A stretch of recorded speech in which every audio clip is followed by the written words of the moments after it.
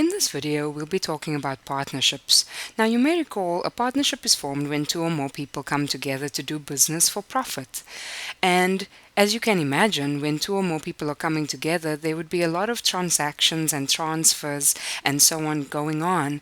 As such, we have to be very careful about how we account for the partnership.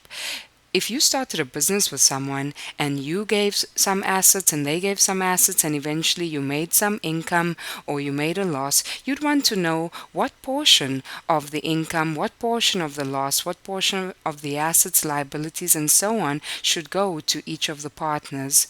Now, I want to be very clear here. When we do these transactions and we account for these items, we are looking at everything from the perspective of the partnership.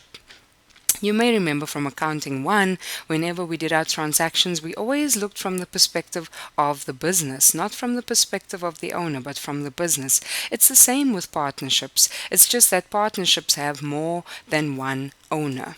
So, if you go to your handout, you'll see that we have a series of exercises to try and help us understand how to account for partnerships. It begins with forming a partnership. Now, when two or more people come together to form that partnership, it's highly likely that they will bring some stuff with them.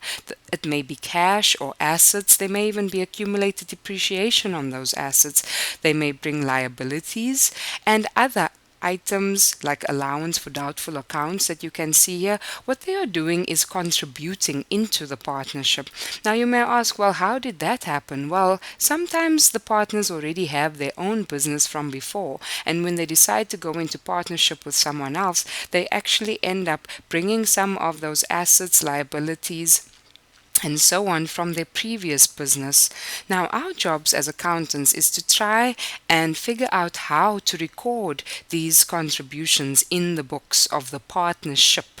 Again, we are trying to record these contributions in the books of the partnership.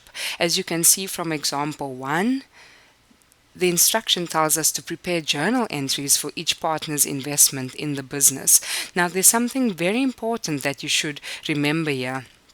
When the partners contribute into the business, all their initial investments are at the fair market value of the assets at the date of their transfer to the partnership. I'll repeat, all the assets are recorded in the partnership's books at the fair market value of the assets at the date of their transfer into the partnership.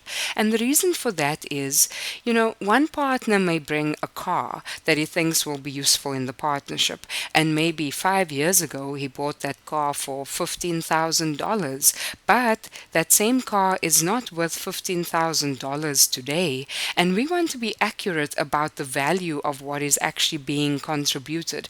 As such, instead of recording the car at $15,000 and also recording the accumulated depreciation on the car, we will actually find the market value or fair market value of the car and record the car at the market value and not at cost.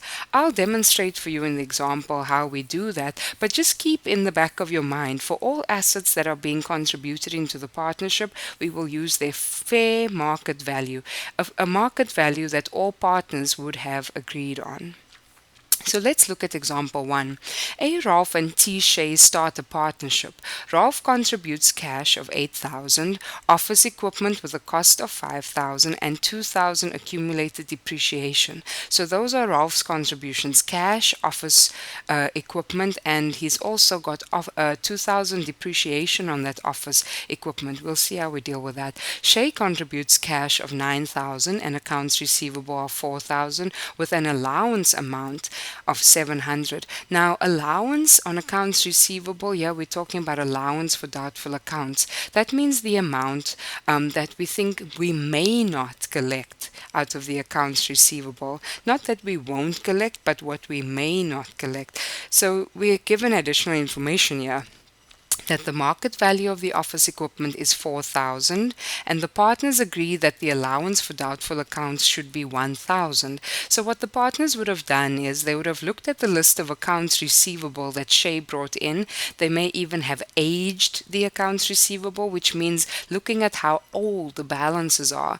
And after some discussion, decided that they do not expect to collect $1,000 of this 4,000 balance. Previously, Shay had said 700, but now in conjunction with Rolf, they have decided that it's actually 1,000. I just want to be clear, this doesn't mean this is not going to be collected, it's just that it may not be collected. So we're asked to prepare the journal entries for each partner's investment in the business. So let's go ahead and do that.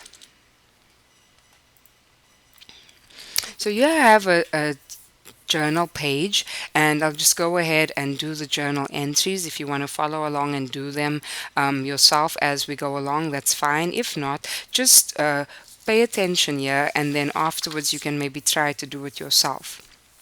So the question doesn't give us any date for the beginning of the partnership, so we can skip over the date. Now, how we account for this, the easiest way to account for this is actually to account for each partner's contribution.